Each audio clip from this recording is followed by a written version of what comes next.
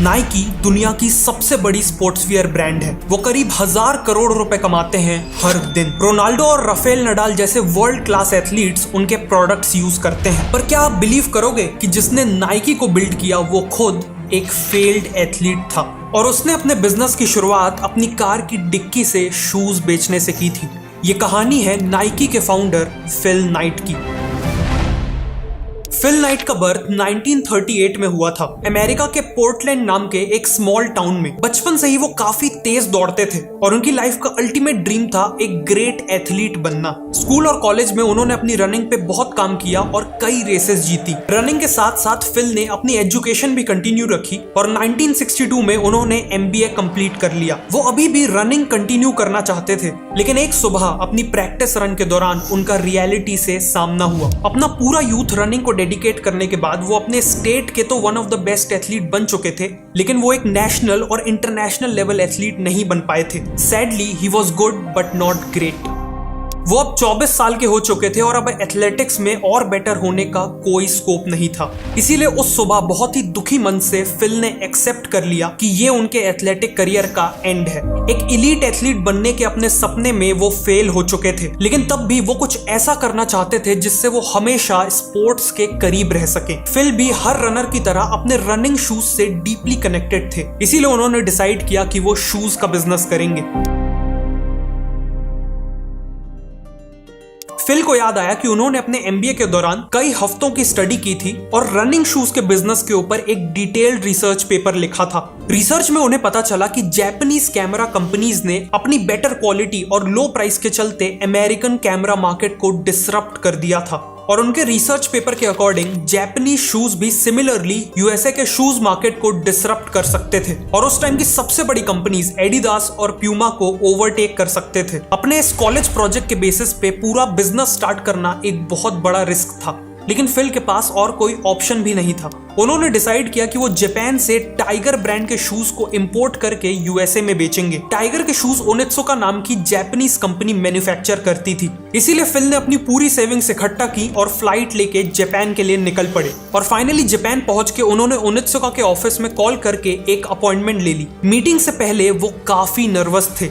एक यंग लड़का जो नेचर से काफी शाय और इंट्रोवर्टेड था, वो सडनली जापान की एक बहुत बड़ी शू कंपनी से पार्टनरशिप करने निकल पड़ा था। ऊपर से ओनित्सुका के एग्जीक्यूटिव ने मीटिंग की शुरुआत में ही फिल से उनकी कंपनी का नाम पूछ लिया। पता नहीं कैसे, लेकिन फिल के दिमाग में उनके घर में रखे ब्लू रिबन्स की इमेज आई। वही ब्लू रिबन्स जो उन्होंने कई रेसेस जीत के हासिल किए थे और फिल के मुंह से सडनली ब्लू रिबन निकल गया।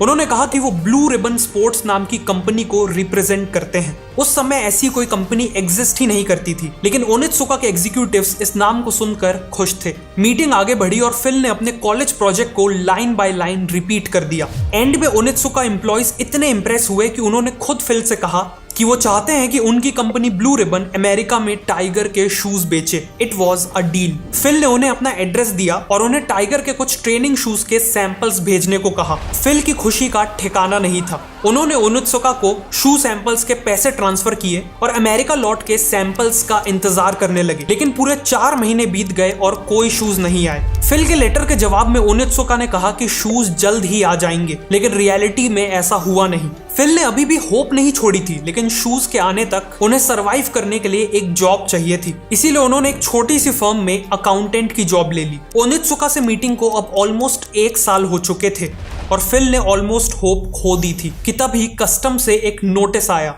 जापान से टाइगर के 12 शूज आ चुके थे।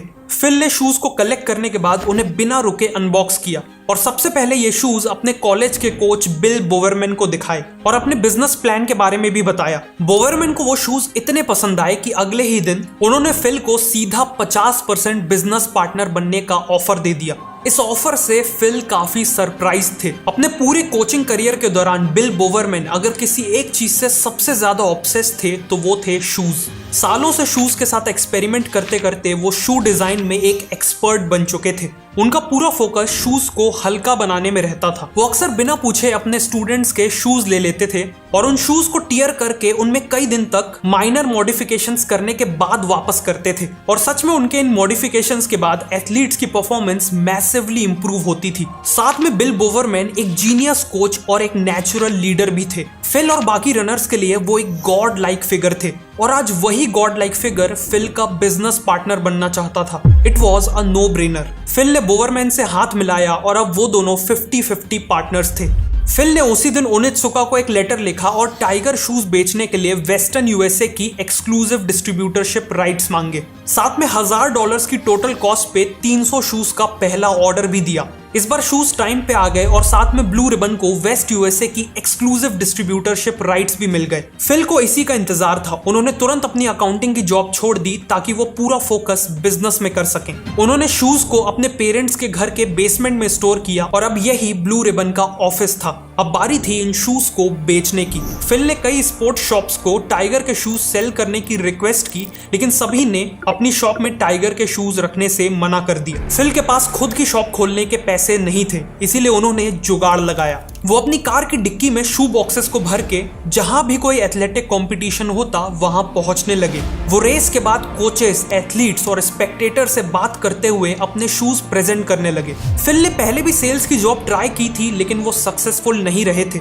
लेकिन इस बार कस्टमर्स के रिस्पॉन्स ने खुद फिल को भी शॉक कर दिया। उनके शूज हाथों हाथ बिक रहे थे। वो खुद एक एथलीट रह चुके थे और इसीलिए एथलीट्स की प्रॉब्लम्स को अच्छे से समझते थे। इसीलिए वो कस्टमर्स को इजीली कन्विंस कर पा रहे थे कि टाइगर के शूज उनके लिए बेस्ट हैं।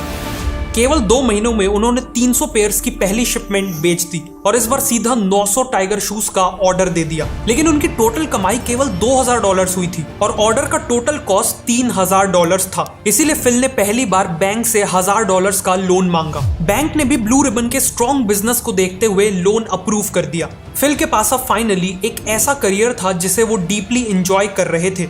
बिल बोवरमैन जैसा एक ट्रस्टेड पार्टनर था और एक ऐसा प्रोडक्ट था जो अपने आप बिक रहा था। In short, Phil was having a great time. लेकिन तभी कहानी में एक ट्विस्ट आता है।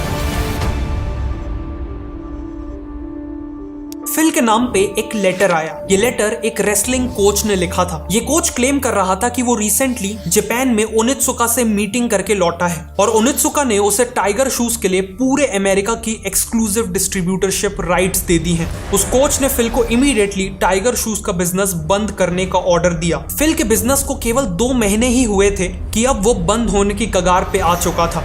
उन्होंने तुरंत ओनित्सुका को क्लैरिफिकेशन मांगते हुए एक लेटर लिखा, लेकिन उनका कोई रिस्पॉन्स नहीं आया। इसीलिए फिल ने डिसाइड किया कि वो जापान जाएंगे और ओनित्सुका को कन्फ्रंट करेंगे। फिल ने अपनी मीटिंग के दौरान साफ किया कि कैसे उनके साथ गलत हुआ है। उन्होंने अपनी स्ट्रॉन्ग सेल्स का आर्ग्यूमेंट दिया और फ्यूचर प्लान्स भी समझाए। अगले दिन उनकी मीटिंग सीधा कंपनी के ओनर मिस्टर ओनित्सुका से हुई और फिल से मिलते ही ना जाने कैसे, लेकिन उन्हें फिल पे ट्रस्ट हो गया। मिस्टर ओनित्सुका ने कहा कि फिल का पैशन उन्हें उनके यंग डेज की याद दिलाता है और इसी के साथ उन्होंने फिल को वापस वेस्टर्न यूएसए की डिस्ट्रीब्यूटरशिप दे दी। फिल वॉज रिलीव्ड, लेकिन प्रॉब्लम्स अभी खत्म नहीं हुई थी। बिजनेस का पहला साल कंप्लीट होने के बाद ब्लू रिबन ने $8000 की सेल्स की थी और उन्होंने दूसरी सिटी में एक्सपेंड करने के लिए जेफ जॉनसन नाम का एक सेल्समैन भी हायर कर लिया था। जेफ की खासियत यह थी कि वो भी फिल की तरह एक एथलीट रह चुका था और अपने काम को लेकर एक्सट्रीमली पैशनेट था और इसीलिए बिजनेस के दूसरे ही साल की सेल्स $16000 यानी सीधा डबल होने वाली थी।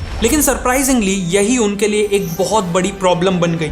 फिल बहुत तेजी से ग्रो करना चाहते थे, इसीलिए वो ओनित्सुका की एक शिपमेंट के पूरे बिकते ही नेक्स्ट ऑर्डर डबल या इवन ट्रिपल क्वांटिटी का दे देते थे और इस ऑर्डर की पेमेंट के लिए उन्हें अपने पूरे प्रॉफिट्स को री इन्वेस्ट तो करना ही पड़ता था, साथ में बैंक से लोन भी लेना पड़ता था। बेसिकली 1 साल के बिजनेस के बाद ब्लू रिबन पे हजारों डॉलर्स का लोन चढ़ चुका था और कैश फ्लो नेगेटिव था। इसी के चलते बैंक्स ने फिल को और लोन देने से मना कर दिया और सडनली बिजनेस को चलाने के लिए कैश था ही नहीं। ब्लू रिबन के सर्वाइवल के लिए फिल को कैसे भी पैसों का इंतजाम करना था, इसीलिए फिल ने वापस से एक अकाउंटेंट की जॉब ले ली, इस बार PwC में। वो अपनी पूरी सैलरी बिजनेस में इन्वेस्ट करने लगे। दूसरी तरफ उनके पार्टनर बिल बोवरमैन टाइगर के शूज को बेटर बनाने पे काम कर रहे थे। बोवरमैन ने रियलाइज किया कि अमेरिकन्स की बॉडी जापानीज के कंपैरिजन में ज्यादा लंबी और हैवी होती है, इसीलिए उनके शूज भी डिफरेंट होने चाहिए। बोवरमैन ने टाइगर के शूज को भी टियर करके उन पे कई एक्सपेरिमेंट्स किए। टर्निंग पॉइंट आया जब उन्होंने टाइगर के ही अलग अलग शूज के बेस्ट फीचर्स को मिला के अमेरिकन्स के लिए एक अल्टीमेट डिस्टेंस ट्रेनिंग शू डिजाइन किया। उन्होंने शूज का नाम कॉर्टेज रखा। ओनित्सुका ने कॉर्टेज की मैन्युफैक्चरिंग स्टार्ट की और ये शूज अमेरिकन मार्केट में आते ही सुपर सक्सेसफुल हो गए। फिल के मैनेजमेंट और बोवरमैन के शू डिजाइन के चलते अगले 5 सालों में पूरे अमेरिका में tiger shoes one of the top shoe brand बन चुके थे। 1971 तक सेल्स 1.3 मिलियन टच कर चुकी थी और बिजनेस हर साल डबल हो रहा था। और इसी के साथ फिल ने अपनी जॉब क्विट करके ब्लू रिबन को फुल टाइम ज्वाइन कर लिया। सब कुछ बिल्कुल परफेक्टली चल रहा था कि तभी जापान से एक बहुत बड़ा झटका आता है। ब्लू रिबन की सक्सेस को देख के ओनित्सुका के अंदर लालच आ गया। वो अब टाइगर के शूज से होने वाली पूरी कमाई खुद रखना चाहते थे और इसीलिए उन्होंने फिल को एक अल्टीमेटम दे दिया। अगर फिल ने ब्लू रिबन का 51% स्टेक ओनित्सुका को नहीं बेचा तो वो किसी और को अमेरिका की डिस्ट्रीब्यूटरशिप दे देंगे। फिल काफी शॉक्ड और हर्ट फील कर रहे थे। ये उनके साथ एक बहुत बड़ा धोखा था। ब्लू रिबन को खरीदने की बात करके ओनित्सुका ने सारी लिमिट्स क्रॉस कर दी थी और इसीलिए फिल ने अपनी लाइफ का सबसे बड़ा डिसीजन लिया। फिल ने अपनी टीम को इकट्ठा किया और उन्हें कहा कि ये वो मूवमेंट है जिसका हम सब अंदर ही अंदर वेट कर रहे थे। किसी और के ब्रांड को बेचने का टाइम अब खत्म हो चुका है। अब टाइम है अपना खुद का ब्रांड बनाने का। इसी के साथ उन्होंने ओनित्सुका से पार्टनरशिप तोड़ दी और अब खुद के ब्रांड के शूज मैन्युफैक्चर करने की ठान ली। सबसे पहला स्टेप था एक नया लोगो बनाना। फिल चाहते थे कि उनके शू ब्रांड का लोगो एथलीट्स के अंदर एक sense of running, sense of motion और सेंस ऑफ विक्ट्री जगाए। प्लस वो लोगो ऐसा होना चाहिए जो शू के साइड में फिट हो सके। उन्होंने लोगो डिजाइन के लिए एक ग्राफिक डिजाइन स्टूडेंट को हायर कर लिया। कुछ दिन बाद उस स्टूडेंट ने कई डिजाइन्स दिखाए। एम्प्लॉयज ने उनमें से एक कर्व्ड और थिक चेकमार्क जैसा दिखने वाला लोगो सिलेक्ट किया। फिल ने उस ग्राफिक डिजाइन स्टूडेंट को उसकी हेल्प के लिए थैंक किया और $35 की फी पे कर दी। लोगों के बाद अब अगला स्टेप था ब्रांड का नाम चुनना। फैल्कन और डायमेंशन 6 जैसे कई नाम सजेस्ट किए गए, लेकिन फिर कंपनी के पहले सेल्समैन जेफ जॉनसन ने सबको बताया कि लास्ट नाइट उनके सपने में एक बहुत ही अच्छा नाम आया है और वो नाम था नाइकी। ग्रीक में विक्ट्री की गॉडेस को नाइकी कहा जाता है, इसीलिए ये नाम सूटेबल था और एक्सेप्ट भी कर लिया गया। इसके बाद फिल ने एक थर्ड पार्टी मैन्युफैक्चरर को शूज बनाने के लिए हायर कर लिया। नाइकी ने उन्हें डिजाइन्स भेजे और शूज की मैन्युफैक्चरिंग स्टार्ट हो गई और फाइनली 30 मई 1971 को नाइकी ब्रांड के शूज पूरी दुनिया के लिए ऑफिशियली लॉन्च हो गए। लेकिन अनलाइक टुडे उस समय नाइकी को कोई नहीं जानता था। प्लस एडिडास, प्यूमा और अब खुद टाइगर जैसे ब्रांड्स नाइकी के लिए बहुत बड़े कॉम्पिटिटर्स थे जो किसी भी नई ब्रांड को क्रश करने के काबिल थे। इसीलिए फिल ने नाइकी की मार्केटिंग के लिए एक ऐसी स्ट्रेटेजी यूज की जो 1970s में कोई नहीं कर रहा था। उन्होंने देखा कि दूसरे रनर्स उसी ब्रांड के शूज पहनना पसंद करते थे जिस ब्रांड के शूज वर्ल्ड के बेस्ट एथलीट्स पहनते थे। इसीलिए नाइकी ने उस समय के बेस्ट रनर स्टीव प्रीफोंटेन के साथ एनुअली $5000 की डील की नाइकी को प्रमोट करने के लिए। और इसी के साथ नाइकी सबसे पहली ब्रांड्स में से एक बन गई जिसने एथलेटिक्स ब्रांड एंडोर्समेंट्स को as a marketing strategy use किया। फिल की दूसरी स्ट्रेटेजी थी अपनी सेल्स टीम को स्ट्रेटेजिकली चुनना। नाइकी की सेल्स टीम में हमेशा ऐसे लोगों को हायर किया जाता था जो या तो खुद एथलीट्स रह चुके थे या फिर एथलेटिक्स के लिए बहुत पैशनेट थे। इससे होता यह था कि सेल्स टीम अपने कस्टमर्स जो मोस्टली एथलीट्स थे उनकी प्रॉब्लम्स और नीड्स को अच्छे से समझ पाते थे, जिससे अल्टीमेटली प्रोडक्ट डिजाइन, सेल्स और आफ्टर सेल्स सर्विस की क्वालिटी बहुत बढ़ जाती थी। इन दो स्ट्रेटजीज के अलावा फिल ने अपना एक्सपीरियंस, पुराना कस्टमर बेस और बोवरमैन के शू डिजाइन का फायदा उठा के नाइकी को ग्रो किया। एज अ रिजल्ट 1980 तक नाइकी 2700 एम्प्लॉयज की टीम बन चुकी थी, $270 मिलियन की सेल्स टच कर ली थी और एडिडास को बीट करके यूएसए की सबसे बड़ी एथलेटिक शू कंपनी बन चुकी थी। फिल को फाइनली लगने लगा कि उन्होंने पूरे यूएसए की सबसे स्ट्रॉन्ग एथलेटिक्स ब्रांड बना ली है। लेकिन फिर एंट्री हुई एक ऐसी कंपनी की जिसने नाइकी को हिला के रख दिया और वो कंपनी थी रीबॉक। नाइकी का मेन फोकस हमेशा से अपने शूज को स्पोर्ट्स के लिए बेस्ट बनाने का था। लुक्स और स्टाइल उनका फोकस कभी भी नहीं था। लेकिन 1980s में फैशन ट्रेंड और एथलेटिक शूज के टेस्ट में एक मेजर चेंज आया। अब लोगों को केवल एक स्ट्रॉन्ग और बेटर परफॉर्मेंस वाला शू नहीं चाहिए था, उन्हें चाहिए था एक ऐसा शू जो परफॉर्मेंस के साथ साथ लुक्स में अट्रैक्टिव और स्टाइलिश हो, और रीबॉक ने कस्टमर्स को वही दिया। इवेंचुअली कस्टमर्स का नाइकी से कनेक्शन टूटने लगा। कंपनी को पहली बार लॉस हुआ और कई एम्प्लॉयज तक को ले ऑफ करना पड़ा। 1986 में रीबॉक नाइकी को सरपास करके यूएसए की सबसे बड़ी एथलेटिक शू कंपनी बन गई। नाइकी को अब सर्वाइव और ग्रो करने के लिए जल्द ही कुछ मैजिकल करना था और इस काम के लिए नाइकी ने चुना एक मैजिकल बास्केटबॉल प्लेयर को, माइकल जॉर्डन। माइकल जॉर्डन उस समय एक इमर्जिंग प्लेयर थे और फिल को मालूम था कि वो फ्यूचर में बास्केटबॉल के सबसे बड़े, सबसे लेजेंडरी प्लेयर बनने के काबिल हैं। इसीलिए नाइकी ने माइकल जॉर्डन को एज ब्रांड एम्बेसडर साइन कर लिया। साथ में नाइकी ने माइकल जॉर्डन के नाम पे एयर जॉर्डन नाम के बास्केटबॉल स्नीकर्स भी लॉन्च किए। एयर जॉर्डन से पहले बास्केटबॉल शूज काफी ऑर्डिनरी और बोरिंग होते थे, लेकिन एयर जॉर्डन ने अपने बोल्ड कलर्स और स्टाइलिश डिजाइन के साथ बास्केटबॉल शूज के ट्रेंड को रातों रात बदल दिया। एयर जॉर्डन वो हिस्टोरिकल शूज बने जिसने पूरे वर्ल्ड में स्नीकर कल्चर की शुरुआत की। ऑल्सो उस समय माइकल जॉर्डन भी फिनोमिनल फॉर्म में थे। माइकल इन शूज को गेम्स के दौरान पहन के तो प्रमोट करते ही थे, साथ में नाइकी ने माइकल के साथ इन शूज के एड्स भी निकाले थे। It's all in the imagination. इन सभी के कारण एयर जॉर्डन परफॉर्मेंस और स्टाइल का एक पावरफुल कॉम्बिनेशन बन के सामने आए।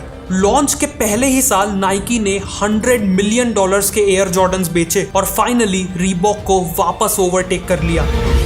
इस सक्सेस के बाद नाइकी कभी नहीं रुका। 1990s में उन्होंने ग्लोबली एक्सपैंड किया, एक के बाद एक कंट्रीज को कॉन्कर करते चले गए। शूज के अलावा बाकी स्पोर्ट्स वियर में एंट्री ली और आज के दिन करीब 12 लाख करोड़ रुपए की वैल्यूएशन के साथ नाइकी वर्ल्ड की सबसे बड़ी स्पोर्ट्स वियर ब्रांड है। फिल और नाइकी की जर्नी सच में फिनोमिनल है और इस जर्नी का सबसे इंपॉर्टेंट लेसन है एग्जीक्यूशन।